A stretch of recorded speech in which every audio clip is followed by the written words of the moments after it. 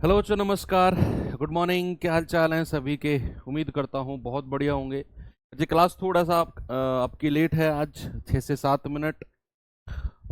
तो चलिए, ऐसा हमेशा नहीं होता है और हमेशा होगा भी नहीं।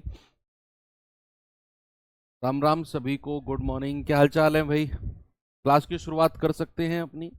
तो हम लोगों का चैप्टर जो चल रहा है परसेंटेज, उसकी क्लास नंबर 3 आज हम लोगों की है। और चीज़ें बहुत ही ज़्यादा स्मूथ तरीके से हमारी चल रही हैं। सॉरी, रेशियो एंड प्रपोर्शन की आज क्लास नंबर 3 आज हमारी है। तो चलिए, 2 क्लास ऑलरेडी हमारी हो चुकी हैं, जिसमें मैंने आपको सबसे पहली क्लास में ये बताया कि रेशियो क्या होता है ना। उसके बारे में थोड़ी सी बेसिक नॉलेज ली। फिर जो सेकंड क्लास हमारी हुई, हम लोगों ने उसमें पढ़ा कि किस किस तरह के रेशियो होते हैं, है ना, वैरायटीज ऑफ रेशियोज। और बेसिक रेशियो पर हमने सवाल किए with the help of options, जहां पर हमने ये पता किया कि जो बेसिक रेशियो है वो कभी भी चेंज नहीं होता है ना। और वैरायटीज ऑफ रेशियो देखा कि इस तरह के रेशियो आपको देखने को मिल सकते हैं। अब उन्हीं के ऊपर हम आज की क्लास करेंगे और थोड़ा सा और आगे बढ़ेंगे। चलिए बच्चे, चलते हैं टाइप नंबर 2 और सवाल नंबर 1। एसएससी जीडी 2023 में पूछा गया सवाल है। कल की क्लास जिन लोगों ने नहीं की और डायरेक्ट वो लोग आज की ही क्लास में आए हैं, तो मैं उनसे यही बोलूंगा कि सबसे पहले आप कल वाली क्लास करिए, क्योंकि आज की क्लास कंप्लीट डिपेंड होगी जो कल हमने बेसिक रेशियो के डिफरेंट वैरायटीज पढ़ी थी उनके ऊपर। ठीक है। उसने कहा a बराबर 2/3 b बराबर 3/5 c। तो हमें बताना है ए बी सी क्या होगा। बच्चे, यहां से अगर मैं b को इसके नीचे लाना चाहूं, कल मैंने एक वैरायटी बताई थी आपको, क्या मैं इसको ऐसे लिख सकता हूं a/b बराबर 2/3? ऐसे ही दूसरे वाले को भी लिख सकता हूं क्या मैं, b/c बराबर 3/5, है ना। तो a/b का मतलब क्या मैं a अनुपात b लिख दूं, 2:3। अब आप ऑप्शन चेक कर लो। मैं कह रहा हूं आगे बढ़ने से बढ़िया है ऑप्शन चेक कर लो। ए बी सी का रेशियो हमसे पूछ रहा है, ए बी का रेशियो 2:3 होना चाहिए। अगर ये नहीं है तो वो ऑप्शन काट दो। ये 3-5 है, हटा दो। 3-2 है, हटा दो। 5-3 है, हटा दो। एक ही ऑप्शन बचा। इसमें ज्यादा दिमाग लगाना ही नहीं था, हमने बस बेसिक रेशियो को चेक करना था। मैंने देखा ए बी का रेशियो 2:3 है, जिसमें 2:3 नहीं होगा वो मेरा आंसर कभी हो ही नहीं सकता है। तो 3 ऑप्शन ऐसे मिल गए जिनमें ए बी 2:3 नहीं था। इनकेस अगर एक ऑप्शन और मिल जाता तो फिर मैं बी सी को चेक करता, क्योंकि बी सी 3-5 होना चाहिए। और ये तो एक ही ऑप्शन में होता, ऐसा तो एक ही ऑप्शन ऐसा होता जिनमें ये दोनों कंडीशन लगती, ये भी और ये भी, है ना। तो बाकी आप इसे मैट्रिक्स मेथड से कर सकते हैं, या फिर ऐसे भी देख सकते हैं कि जो दोनों में कॉमन है बी, वो बराबर है ना, 3-3 उसकी वैल्यू है। और जब दोनों में कॉमन बराबर होता है तो रेशियो हम सीधा सीधा लिख देते हैं 2:3:5, क्योंकि बी की वैल्यू दोनों में बराबर है। चलो आगे चलते हैं, आएंगे बच्चे इस सवाल की तरफ जरा।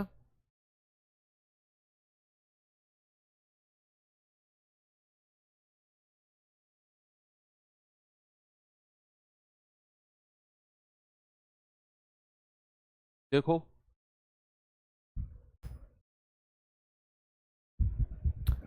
सवाल है कि 3t बराबर 10u और 5u बराबर 7v। तो हमें बताना है टी यू वी। मैं कह रहा हूं ऑप्शन चेक करना बस, बेसिक रेशियो कभी चेंज नहीं होगा। आप केवल इनका रेशियो बना लो कि अगर मैं कहूं 3t बराबर 10u और मैं आपसे पूछूं t अनुपात u कितना होगा। बच्चे, कल वैरायटीज जो मैंने आपको सिखाई थी कि t के सामने 10 है और u के सामने बच्चे कितना है, 3।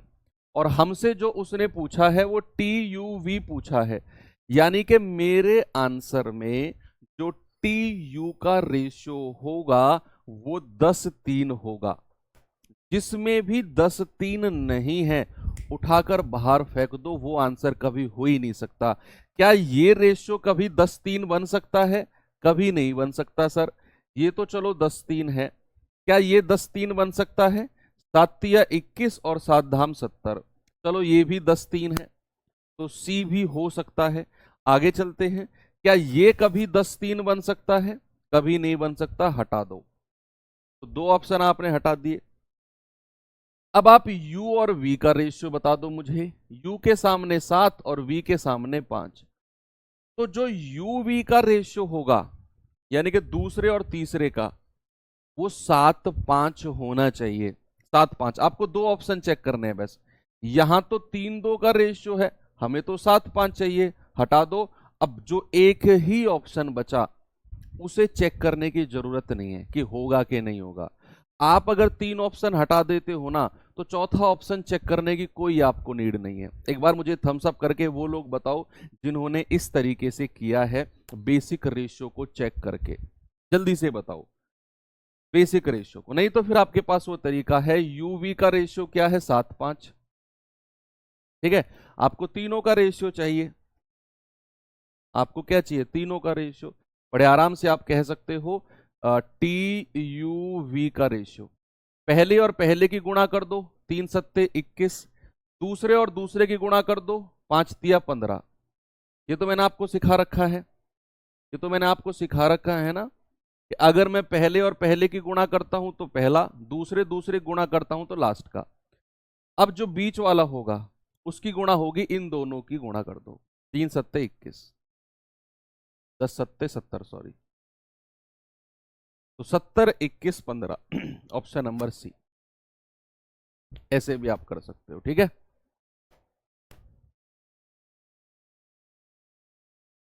ये सवाल करो। अरे वाह, भर भर के लोग बेसिक रेशियो को चेक कर रहे हैं। मतलब यहां से मैं देख सकता हूं मेहनत कम करना चाह रहे हो आप लोग, मतलब शॉर्टकट ढूंढ के निकलना चाह रहे हो। लेकिन ये शॉर्टकट आप बच्चे तभी लगा सकते हो जब आपको इसके बारे में नॉलेज होगी कि हम ऐसा क्यों कर रहे हैं। क्योंकि जो बेसिक रेशियो है वो कभी भी चेंज नहीं होता है, दैट्स ऑल। अब उसने कहा a/4 बराबर b/5 बराबर c/6। कल वैरायटीज में ये मैंने आपको पढ़ाया था कि अगर बीच में बराबर का साइन हो और ए बी सी के साथ कोई भी संख्या ना हो, तो हम ए बी सी का रेशियो डायरेक्ट कह सकते हैं कि सर ए बी सी का रेशियो डायरेक्ट 4:5:6 होगा। क्या होगा बच्चे?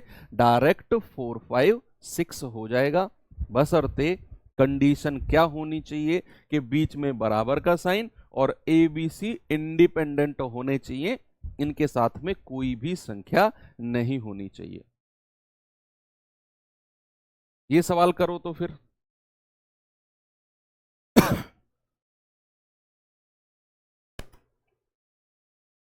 ये सवाल देखियो भाई।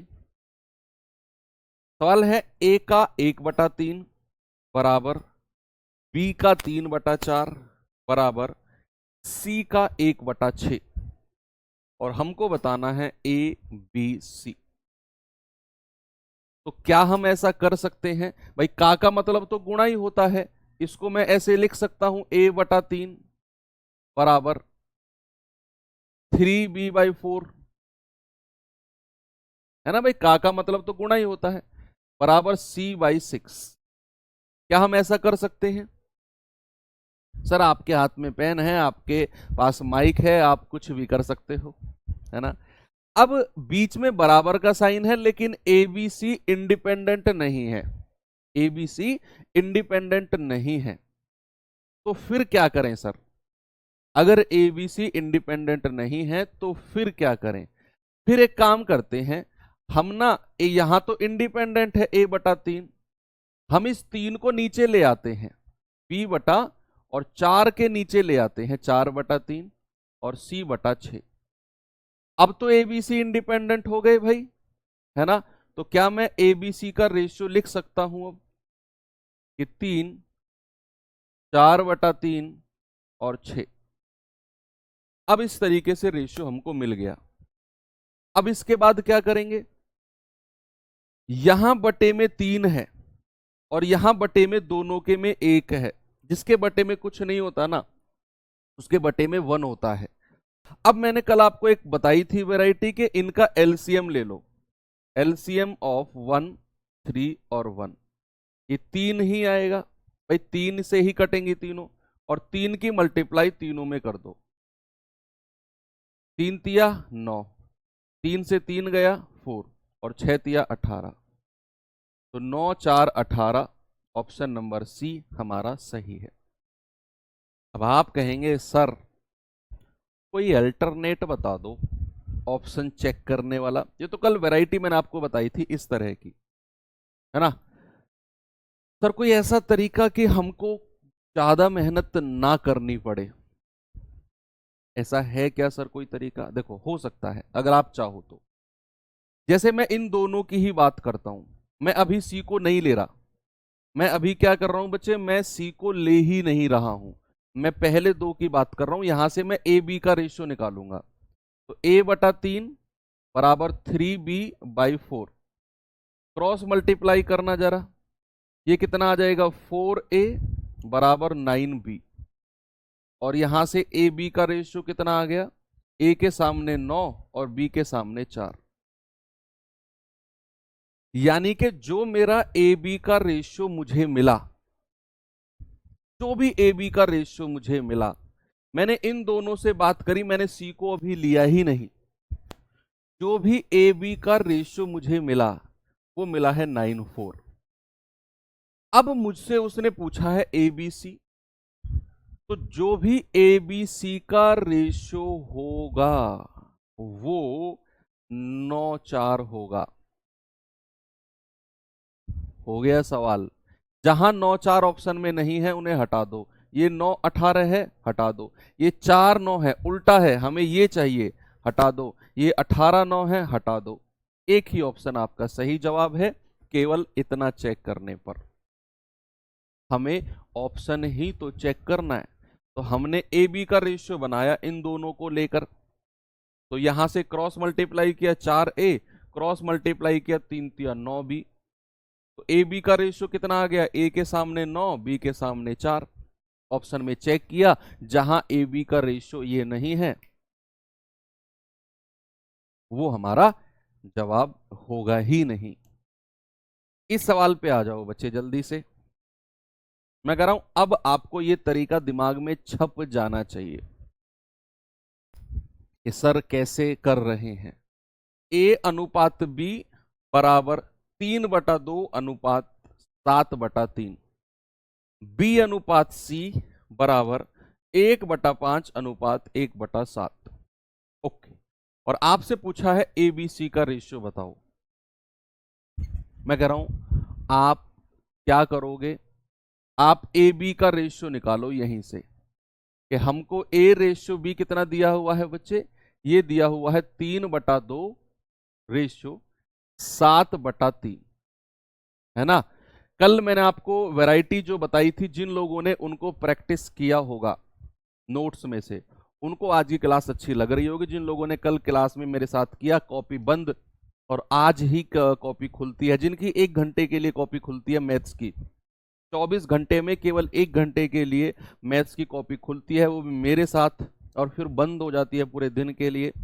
बच्चे आपसे मैं अनुरोध करूंगा कि ये मैथ्स का 1 घंटा कहीं और इन्वेस्ट करो, रीजनिंग, जीएस और हिंदी में जिसमें भी आप पढ़ रहे हो, क्योंकि ये मैथ्स का 1 घंटा जो आप मेरे ही साथ ओपन कर रहे हो फिर रिवीजन नहीं कर रहे हो, ये 1 घंटा आपका कंप्लीट वेस्ट है। अपने 8 साल के अनुभव से बता रहा हूं मैं आपको, जो मैंने पूरे 8 साल में मैथ को स्टडी किया है उसका पूरा एक्सपीरियंस का निचोड़ बता रहा हूं। अगर आप केवल 1 घंटा पढ़ते हो अभी क्लास में, फिर रिवीजन नहीं करते हो, तो ये 1 घंटा भी कहीं और पढ़ लो, ये 1 घंटा आपको रिजल्ट देगा 0, बिल्कुल 0। आपको थोड़ा सा तसल्ली दे सकता है कि हाँ मैथ्स पढ़ तो रहा हूं, बस वो तसल्ली रहेगी, उसके आगे आपको कुछ नहीं कर पाओगे आप। बच्चे क्रॉस मल्टीप्लाई करो, 3 तिया 9, और इधर मल्टीप्लाई करो 2 सत्ते 14, तो ए बी का रेशियो कितना मिल गया मुझे, 9/14 का। तो मेरे ऑप्शन में जिसमें भी ए बी का रेशियो जो मुझसे पूछा है 9/14 नहीं है उसको हटा दो। जिसमें भी 9/14 का रेशियो नहीं है, ये तो उल्टा है, 49 है हटा दो, ये 4/5 है हटा दो, ये 10/9 है हटा दो, एक में है बस 9/14, यही मेरा जवाब हो जाएगा। कितना खूबसूरत तरीके से आपने इस सवाल को कर लिया। और भी ज्यादा डिटेल में आप जाना चाहते हैं तो फिर बी सी का रेशियो निकाल लो, 1/5 अनुपात 1/7, क्रॉस मल्टीप्लाई करेंगे 7 एकम 7 और 5 एकम 5। बीसी का रेशियो कितना है 7/5 का। बस अब आप जोड़ लो। देखो जो दोनों में कॉमन है, भाई कॉमन क्या है, बी यहां पर भी है बी यहां पर भी है, जो दोनों में कॉमन है उसकी वैल्यू बराबर होनी चाहिए। अब यहां तो b की वैल्यू 14 है, यहां 7 है, तो मैं 2 से मल्टीप्लाई करूंगा तो यहां b की वैल्यू कितनी हो जाएगी 14 और ये हो जाएगी 10। सर 2 से मल्टीप्लाई क्यों किया, क्योंकि बच्चे जो यहां पर b की वैल्यू है ना 7, इसको मैं 14 बनाऊंगा क्योंकि दोनों बराबर होने चाहिए, तो 14 10 बन गई। बस अब आप डायरेक्ट ए बी सी की वैल्यू लिख सकते हो कि 9 14 और 10, नहीं तो फिर मैट्रिक्स मेथड आपके पास है। कब तक चलेगा रेशियो चैप्टर सर, जब तक रेशियो चैप्टर खत्म नहीं हो जाता तब तक हम इसे चलाते रहेंगे। जिस दिन ये चैप्टर खत्म हो गया उस दिन फिर हम इस चैप्टर को बंद कर देंगे।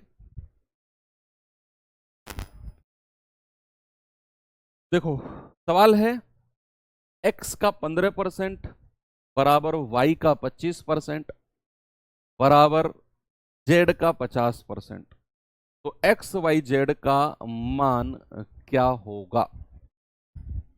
बताओ जल्दी से बच्चे इस सवाल का जवाब।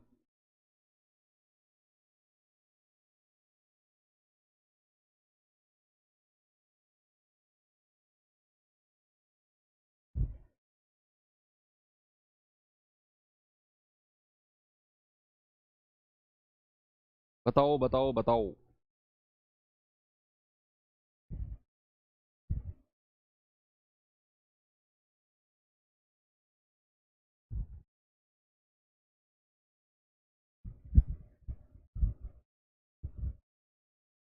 देखो देखो x का 15% बच्चे, क्या मैं ऐसे लिख सकता हूं x गुणा 15%, ये किसके बराबर है y के 25% के y गुणा 25%, और ये किसके बराबर है z गुणा 50%। ठीक है, अब बीच में अगर बराबर का साइन होता है तो क्या मैं इन तीनों संख्याओं को आपस में काट सकता हूं। भाई 5 तिया 15, 5 पूरे 25 और 5 धाम 50, 5 तिया 15, 5 पूरे 25, 5 धाम 50, ऐसा काट सकते हैं अगर कट रही होगी तो। अब हमको क्या चाहिए, x y और z का रेशियो। बच्चे x का रेशियो चाहिए तो इसे छिपा लो, कल सिखाया था मैंने आपको। अगर मैं इसे छिपा लेता हूं बाकी दो की गुणा करो, 10 पंजे 50। y का रेशियो चाहिए तो y को छिपा लो, बाकी दो की गुणा करो, 10 तिया 30। z का रेशियो चाहिए तो z को छिपा लो, बाकी दो की गुणा करो, 5 तिया 15। बस 5 से काट दो, 5 धाम 50, 5 छंग 30, 5 तिया 15, तो हमारा जवाब हो गया 10 6 और 3।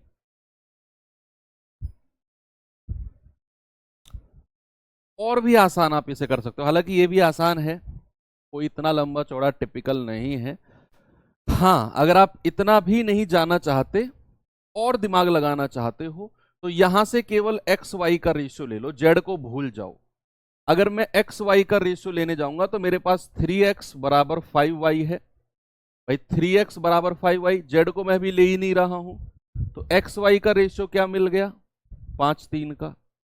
ऑप्शन में चेक करो, जिस भी ऑप्शन में एक्स वाई का रेशियो 5:3 नहीं है उन्हें हटाते चले जाओ।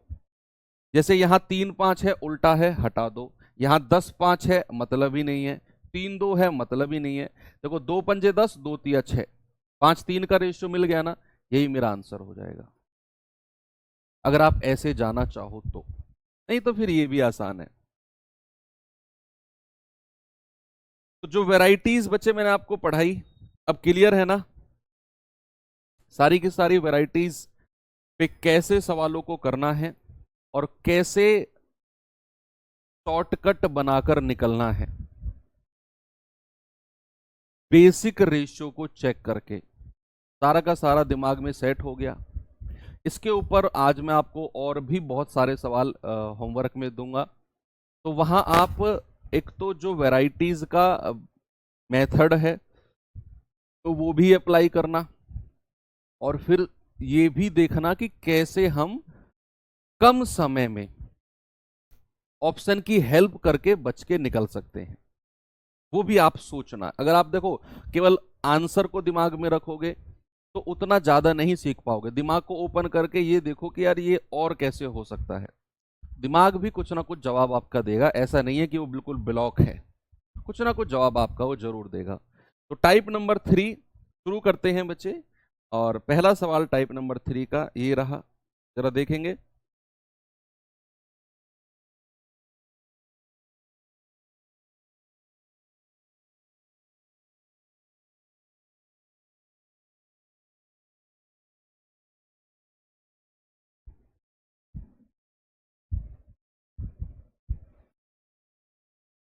कितने बजे वर्कशीट सेंड करते हैं?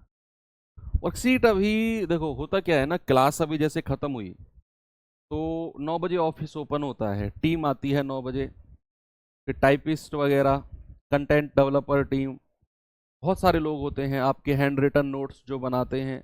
9 बजे के बाद ही सारा काम शुरू होता है, फिर अपलोडिंग होती है, तो लगभग ये मान के चलो कि 12 बजे तक आपका सारा काम हो जाता है। 12 बजे तक वर्कशीट भी, आपके क्लास नोट्स भी, सब कुछ, वर्कशीट का सॉल्यूशन सब।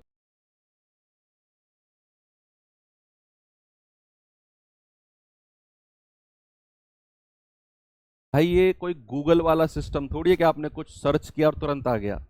सारा काम मैनुअली होता है ना, तो समय लगता है, और मैनुअली में भी फिर ऑफिस टाइम होता है। लोग ऐसा थोड़ी है कि 7 बजे मैं क्लास में आकर बैठ गया या 8 बजे तो सभी लोग 8 बजे ऑफिस में बैठ गए होंगे, नहीं ना। ऑफिस 9 बजे खुलता है तो लोग 9 से 5 जॉब होती है जैसे सबकी होती है।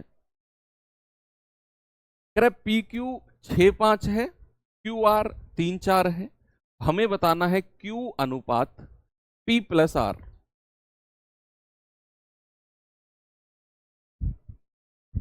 क्यू अनुपात पी प्लस आर।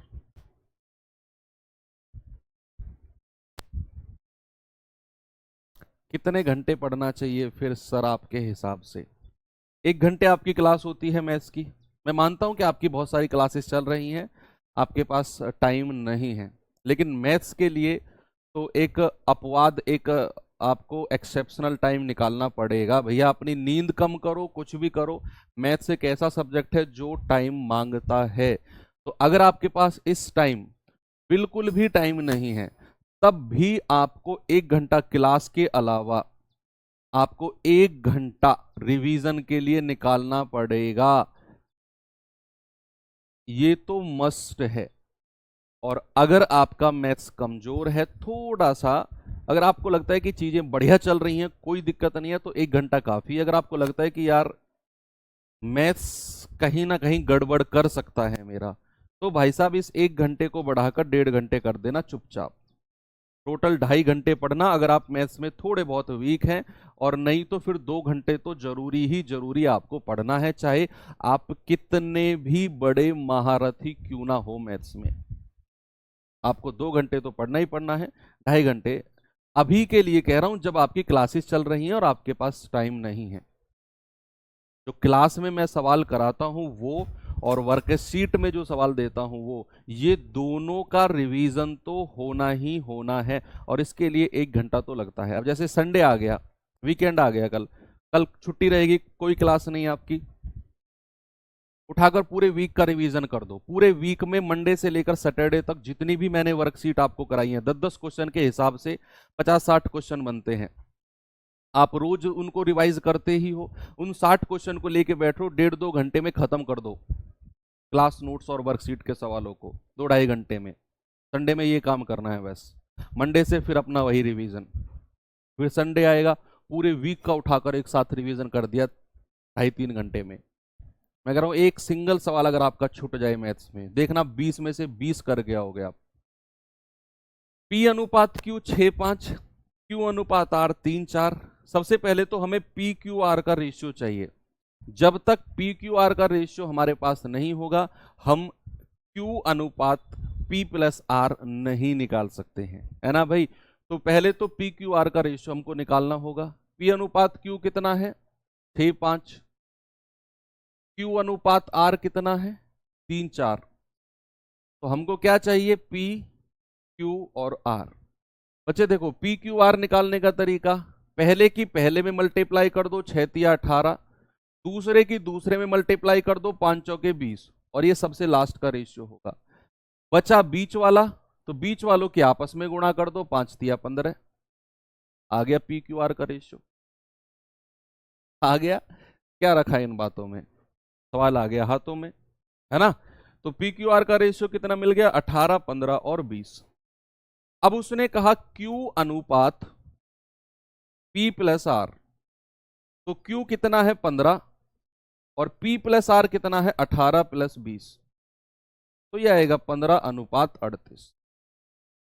सवाल ऑप्शन नंबर ए हमारा सही जवाब हो जाएगा।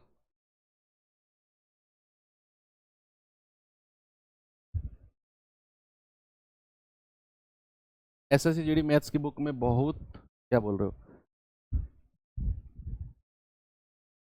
सोमवार को क्लास, पूरा कमेंट नहीं पढ़ पाता हूं, इतनी स्पीड से आपके कमेंट चल रहे हैं। ये सवाल करिए बच्चे जरा, वर्कशीट कहाँ मिलती है? आपकी क्लास जहां आप देखते हो उसी के बराबर में अटैच होकर मिल जाएगी। मैथ्स के नोट्स लिखने में टाइम जाता है, रिवीजन कहाँ से करें? इसीलिए तो मैं हैंड रिटन नोट्स आपको दिलाता हूं। आप उन हैंड रिटन नोट्स से रिवीजन करो, अपनी रफ कॉपी ले लो मैथ्स में।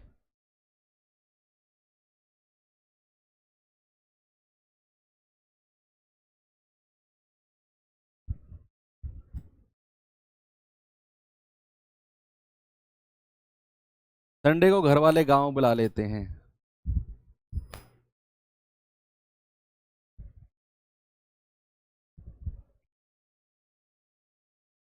बेटा, सबसे एक वर्ड होता है जिसे लोग अक्सर बेकार बताते हैं, सेल्फिश।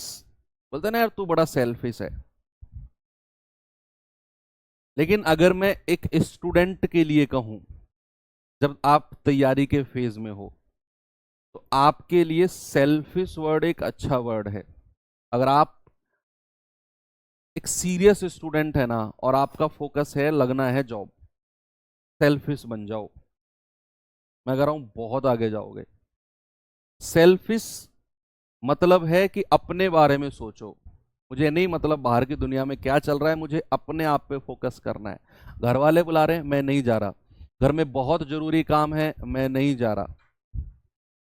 घर वाले गुस्सा करेंगे, होने दो। ये होता है सेल्फिशनेस। दोस्त कहीं ले जाना चाह रहे हैं, मैं नहीं जा रहा भाई। अपना कुछ काम है दोस्तों से, वो करवा लो, तुम मत जाओ कहीं भी उनके साथ। ये होता है सेल्फिश। सामाजिक रूप में ज्यादा घुसोगे तो उसमें आप ही का टाइम वेस्ट है, और फिर लास्ट में जब एग्जाम नहीं निकलेगा तो यही लोग आपसे बोल देंगे, हमने क्या तुझसे कुछ काम करवाया था, या हमने क्या तुझे डिस्टर्ब किया था। वो आपकी जर्नी में जो भी डिस्टरबेंस रही उनको भूल जाएंगे, आपके रिजल्ट पे कमेंट करेंगे। बढ़िया है, सेल्फिश बनो। स्वाव निद्रा बको ध्यानम काग चेष्टा अल्पहारी गृह त्यागी तथेव च, ये 5 गुण होते हैं एक विद्यार्थी के। ये गुण अपना लो अपने सिलेक्शन तक। एबीसी का रेशियो 2 3 5 है। ए प्लस बी, बी प्लस सी और सी प्लस ए बताना है। ये तो बड़ा आसान हो गया, यहां हमें एबीसी दिया ही हुआ है, बनाना ही नहीं है। तो जो ए की वैल्यू है वो सीधा ए प्लस बी में रखो। बच्चे ए प्लस बी कितना हो जाएगा भाई? ए प्लस बी, फिर पूछा है बी प्लस सी, और फिर पूछा है सी प्लस ए। ए प्लस बी कितना हो जाएगा? 3 2 5। बी प्लस सी हो जाएगा 5 3 8, और सी प्लस ए हो जाएगा 5 2 7।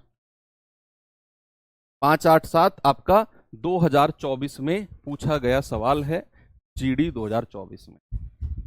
ओके, आगे चले नेक्स्ट। ये सवाल देखिए, सवाल है कि एक्स वाई का अनुपात 7:2 है। हमें बताना है 7x प्लस 4y अनुपात 7x माइनस 4y। आपने बच्चे क्या पूछा है आपसे, 7x plus 4y upon 7x minus 4y।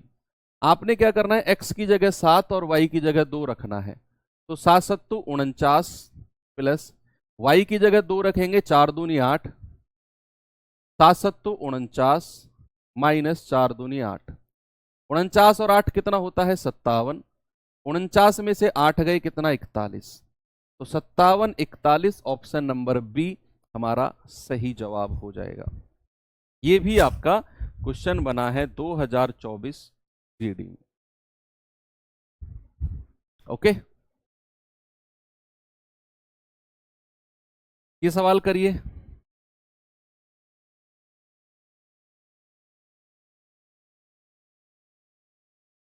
इतने आसान बने हैं जीडी 2024 में सवाल। अगर मैं लिखवा कर नहीं लाता तो आप कहते सर क्या टाइम पास कर रहे हो आसान सवालों के साथ।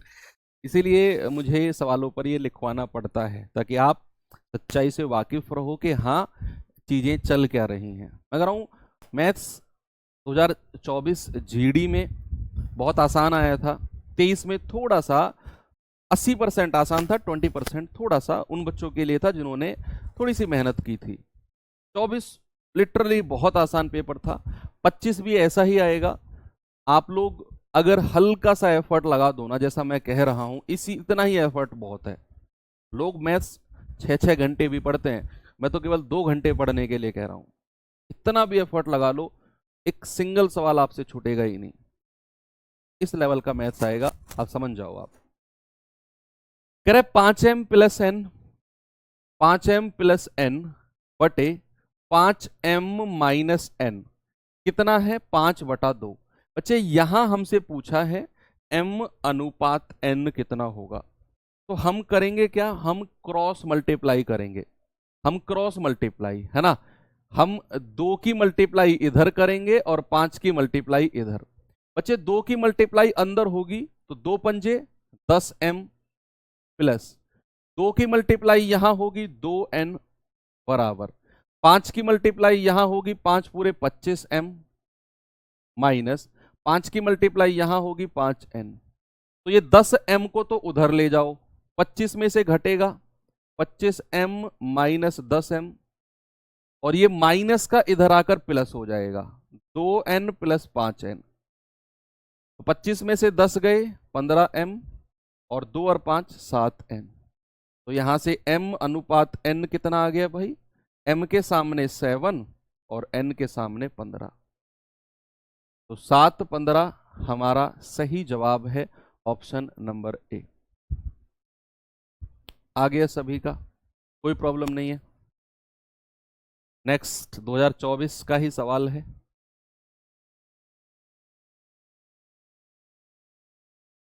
देखो जरा सवाल में क्या ही हम कर सकते हैं।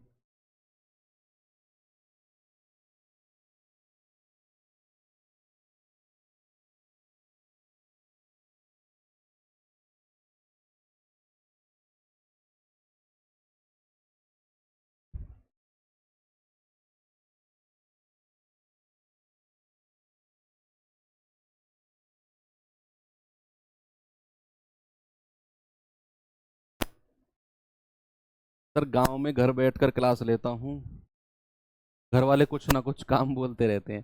देखो यार, घर वालों की भी ना गलती नहीं है इसमें, ऐसा होता है। मतलब ऐसा मैं आपको ना प्रैक्टिकली फील बता रहा हूँ। देखो आपके साथ ये 100% हुआ होगा और आपको ये अंदर से इरिटेशन होती होगी कि यार हमारी ये प्रॉब्लम कोई समझता क्यों नहीं है। अंदर से गुस्सा आता होगा कि कोई समझ क्यों नहीं रहा कि हमारे अंदर चल क्या रहा है। पता है होता क्या है, मान लो आपको कुछ काम है, आप अपने टाइम टेबल से वो काम निकाल कर उतना समय निकाल कर अपना वो काम कर लेते हो। मान लो किसी दोस्त कि घर में कोई फंक्शन है जहां आपको जाना ही जाना है, जहां मतलब आप ना चाह कर भी नहीं रुक पाओगे, तो आप 10-15-20 मिनट के लिए होकर आ जाओगे। या फिर मान लो कुछ भी XYZ आपको काम है, तो आप 10-15 मिनट के लिए निकल गए और फिर आकर पढ़ने लगे। और ऐसे बीच में घर वाले कुछ काम को कह दें आपसे कि यार ये काम कर दो, आप कहेंगे मैं पढ़ रहा हूँ। अच्छा, जब तुम अपने खुद के काम के लिए गए थे तब नहीं पढ़ रहे थे, वो समय कैसे मिल गया तुम्हें? हमारे काम के लिए समय नहीं है तुम्हारे पास, यही तो काम करना है, ये कर ले फिर पढ़ लीजो आके। मतलब वो ये समझते नहीं है कि अगर हमने उनका 10 मिनट का काम भी कर दिया ना, तो हमारा तो पूरा टाइम टेबल डिस्टर्ब हो गया ना। वो 10 मिनट की वजह से पूरा का पूरा टाइम टेबल, पूरे दिन का टाइम टेबल डिस्टर्ब हो गया। आकर हम उतने ही रिदम से, उतनी लय में नहीं पढ़ पाएंगे जिस लय में हम पढ़ रहे हैं। तो ये जो व्यथा है ना, ये एक स्टूडेंट ही समझ सकता है कि ये व्यथा, बेशक उनका 10 मिनट का काम है, दुकान तक जाना है, कोल्ड ड्रिंक लेकर आनी है, लेकिन वही आपका 5 मिनट का काम पूरे रूटीन को बिगाड़ देगा। फिर ये होता है बच्चों के साथ, है ना। उसने कहा XY 3-5 है, ZW 2X अनुपात 5Y है, हमें बताना है XZ अनुपात YW। भाई हमारे पास अनुपात है XY का कितना, 3-5 का, कितना क्या दिया हुआ है, 2X अनुपात 5Y, यानी कि X की जगह 3 रखना है, Y की जगह 5, तो 2 तिया 6 और 5 पूरे 25, यानी कि ZW कितना मिल गया हमें, ZW मिल गया हमें 6-25। XY भी हमारे पास है, ZW भी हमारे पास है। हमसे क्या पूछा है, XZ, XZ यानी कि X की Z में गुणा करो और YW। भाई X की Z में गुणा करो, 3×6 18 और YW 25 पंजे 125, तो 18 अनुपात 125, ऑप्शन नंबर सी हमारा सही है।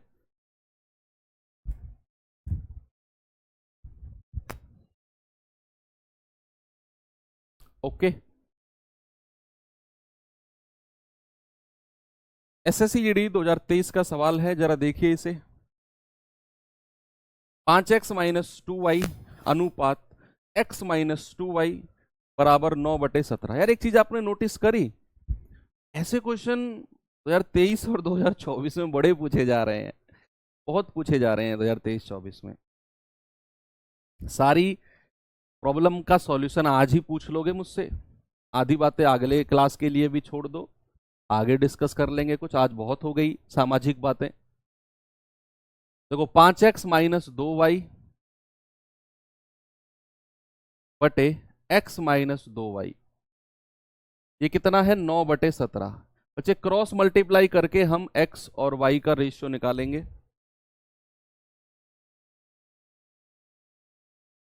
ठीक है, 17 की गुणा करेंगे तो 17 पंजे 85x माइनस 17 दूनी 34y बराबर 9 की करेंगे 9x माइनस 9 दूनी 18y। x वालों को एक तरफ ले लो, भाई ये 9 इधर आएगा तो 85x माइनस 9x, ये माइनस का 34 उधर जाकर प्लस का हो जाएगा, क्योंकि बराबर के साइन के उस तरफ अगर कोई संख्या जाती है या इस तरफ कोई आती है तो वो अपना साइन बदल देती है। ये माइनस का 34 है, उधर जाकर प्लस का 34 हो जाएगा, 34y, और ये माइनस का 18y तो है ही है। तो 85 में से 9 गया, कितना जाएगा, 76x बराबर 34 में से 18 गया तो 12 और 4 16y। तो यहां से x अनुपात y कितना आ गया भाई, x के सामने 16 और y के सामने 76, तो 4 चौके 16 और 19 चौके 76, XY मिल गया हमको 4 19। हमसे पूछा क्या है, हमसे पूछा है 9x बटे 13y, तो 9 इंटू x का मतलब कितना है 4 और 13 इंटू y का मतलब कितना है 19, तो 9 चौके 36, ऊपर तो 36 आएगा और नीचे कितना, इसको गुणा मत करो, 247 सीधा लिख दो। भाई एक ही ऑप्शन में ऊपर 36 है, बाकी किसी में है ही नहीं। अगर एक ही ऑप्शन में 36 है तो फिर 13 × 19 करके अपने 5-7 सेकंड खराब करने की हमें क्या जरूरत पड़ी है। हमें पता है कि ऊपर अगर 36 आ गया, एक ही ऑप्शन में ऊपर 36 है, लगाओ सीधा ऑप्शन है। मैं 13 गुणा 19 काहे करूं, काहे अपने 5-7 सेकंड खराब करूं, कहीं और लगाएंगे इस 5-7 सेकंड को। आगे चलो, x प्लस वाई अनुपात x माइनस वाई 3:2 है। X square plus Y square अनुपात एक्स स्क्वायर माइनस का वाई स्क्वायर क्या होगा।